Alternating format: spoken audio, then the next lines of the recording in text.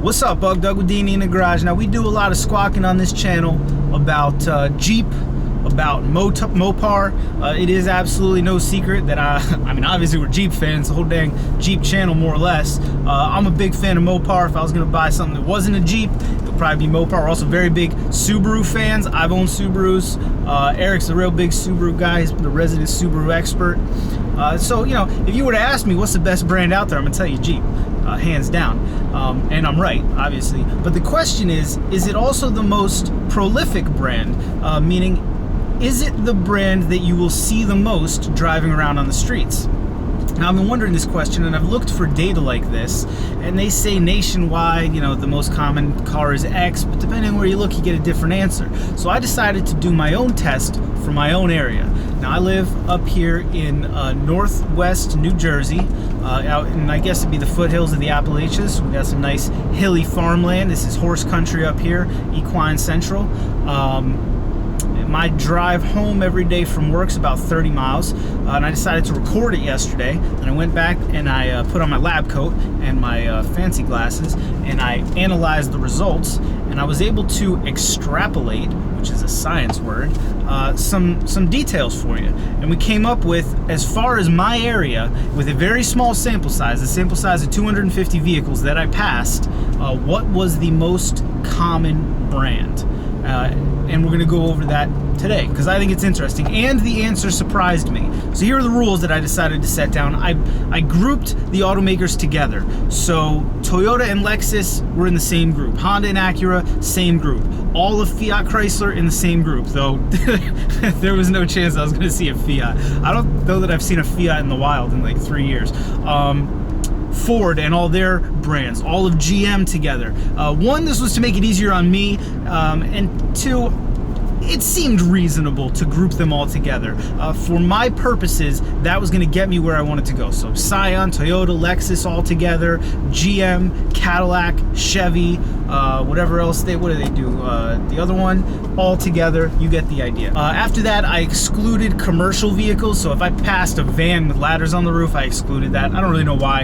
I just wanted to stick to passenger vehicles. What are people buying? And this is a mix, obviously, of all the new, used, everything from, I think I passed like a 70s weird Pontiac all the way to, you know, brand new whatevers. So without further ado, here's what I discovered from recording my trip home, going back and analyzing the footage, which took way longer than I thought it was going to. I would not have ever made this video if I knew how long it was going to take me to sit there with a piece of paper making tally marks for each one, but these are the things I do for you. This is how I spend my free time. I'm putting in the work, so you have the knowledge. Y'all are freaking welcome. All right, so 250 cars. I limited it to that nice round number. I had a few more on my drive home, but before we get into the results, what were my predictions going into this? My predictions going into this, top three, I would have assumed Toyota would be in top three, probably Ford in the top three, and I don't know, maybe Subaru. There are a lot of Subarus up here. You see a ton of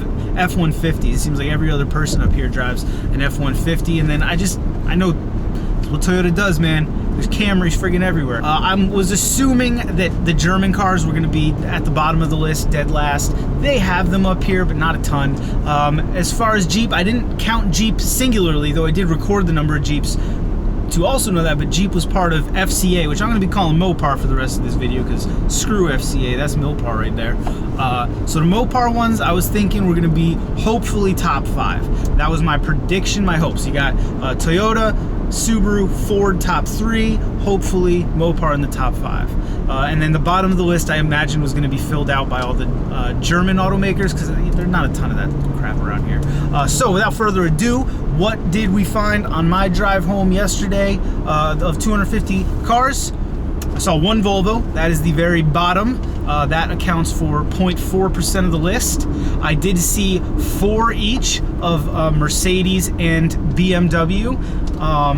That is 1.6% each of the list. I saw 5 Mazdas, which actually surprised me when I was doing this. There were seemed like more Mazdas than I would have thought. I don't know, they were mostly the bigger crossover thing, I think like CX-9. That accounts for 3% of the list. After that was Nissan with 9, accounting for 3.6% of the list. I think I would have thought there would be more Nissans. I thought they would have been higher, certainly above the next one up, which is VW with 11. It should be noted that that's not just VW, that's also Audi, because they're owned by them. So I think it was probably split half and half, just about, Audis and VWs. There are a few of those roaming around here. After that, you have Hyundai and Kia together. Collectively, there were 18 Hyundais and Kias, though there were significantly more Hyundais. You know what there were? There were Hyundai Sonatas. I saw a ton of those when I was redoing the footage. It's funny, you don't really register. When I'm driving, I notice Jeeps, I notice cool trucks, I notice Dodge cars. I don't pay, it doesn't even register that a vehicle is there when a friggin' Sonata rolls by, but there were quite a few of those out on the road. The next one was a surprise. I was floored by how few of these I saw. GMs, all of GM, GMC, Chevy, Cadillac, all together.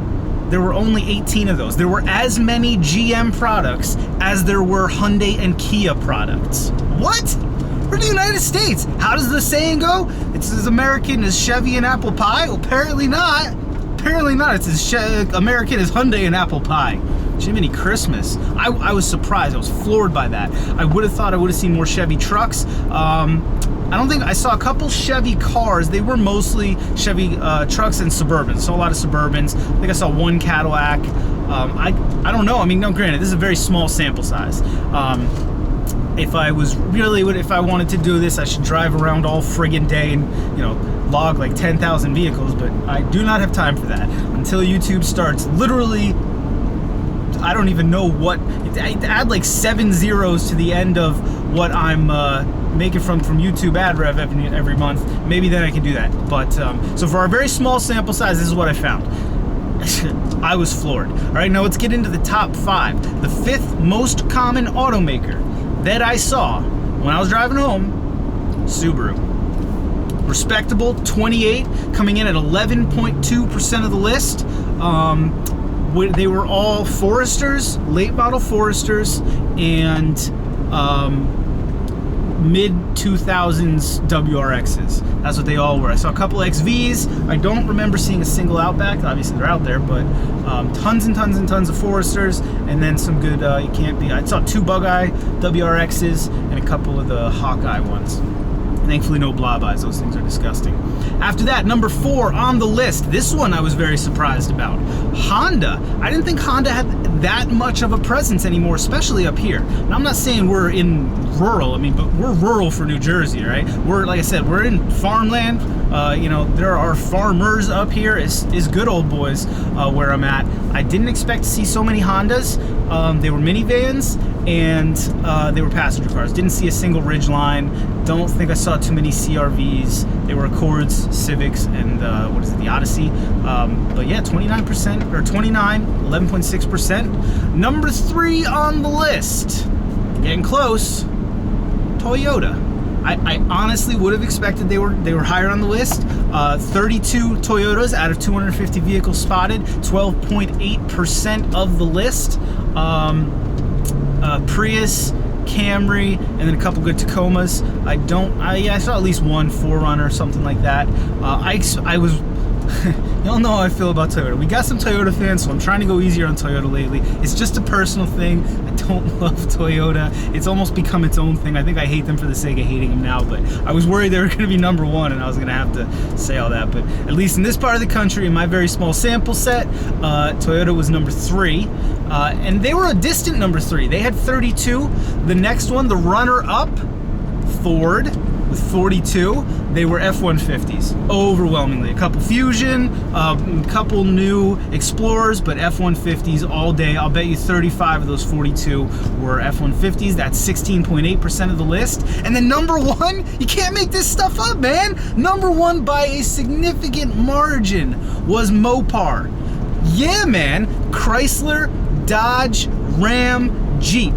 There were no Fiats. Go figure. All right, those 4 brands accounted for the most. They accounted for 19.6. We're just gonna round that on up. I'm so happy we're rounding. 20% of the list. 20% of the cars I pass going home every day are Mopar vehicles. Now, here's something interesting about that. You would assume, okay, so you pass 40 Wranglers and the rest are something else. No, man. You know what it was? Dodge pickup trucks. I couldn't believe it. Going through the footage, there were more, not Dodge pickup, Ram. there were more Ram pickup trucks than Ford F-150s. You can't make this up, man. I know it's the #1 selling pickup truck. You know, it is. It defines the pickup truck, the F-150. But I saw more Ram trucks than I did F-150s. After that, probably new Grand Cherokees and KL Cherokees for sure. WK2s and KL Cherokees. Saw a ton of those. You know what really surprised me? And it made a light bulb go off in my head.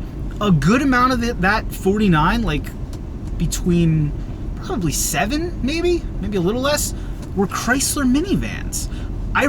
When we were at the auto show, I was making fun of the Chrysler section because they only have 2 things in there. They don't sell anything. They stopped selling all their cars. They don't sell any SUVs. They just sell their friggin' minivans. I was like, why bother having a brand to just sell minivans? But apparently the Chrysler Town & Country is very popular. Now, I don't know anything about it. I saw an electric version that runs on Angry Pixies there when we were at the auto show. Doesn't make no sense to me, but apparently they're very popular.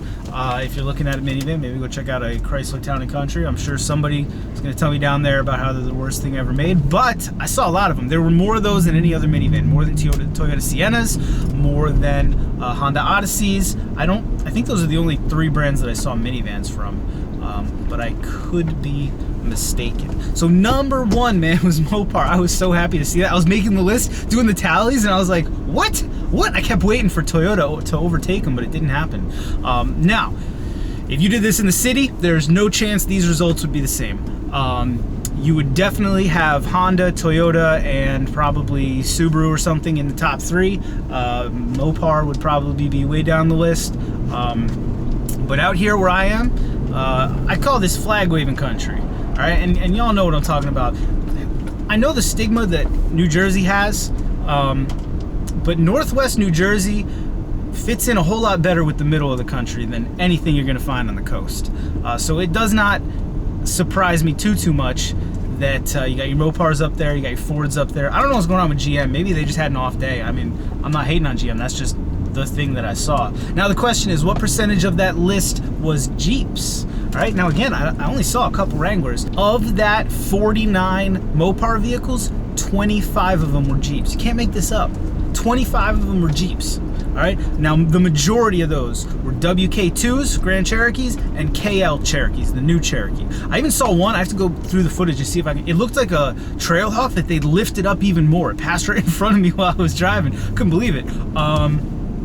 That's the other thing I should mention. The reason the sample size is so small is I only did vehicles that passed me directly. It would have been too hard to try to identify everything that was on a side street or in a parking lot, so that cut down the size considerably.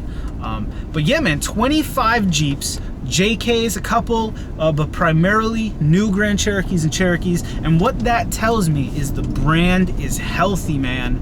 The brand is healthy. 10% of that list was Jeeps. And when you're considering that I merged all the things, you know, Lexus was with Toyota and Scion and all this, that's pretty significant. And a lot of them were new Jeeps. I think I passed 2 old Wranglers and that was about it. Everything else was less than 5 years old.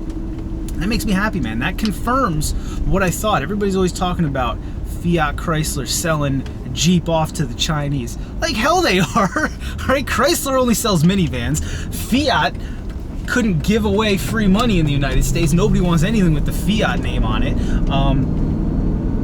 Jeep and Ram trucks, and to some extent I have to imagine Dodge Challenger Demons, I don't know, probably not, are keeping FCA on the map. They're opening new plants. We've done videos on that. They're expanding the brand. Now this was honestly a non-biased test. I happen to love the friggin' results, so I'm gushing about it a little bit, but if Toyota had won, I still would have presented it just the way it was. But I do acknowledge that if you did this in the city, completely different results. If I did this on another day or with a larger sample size, potentially different results, you know, in the same area.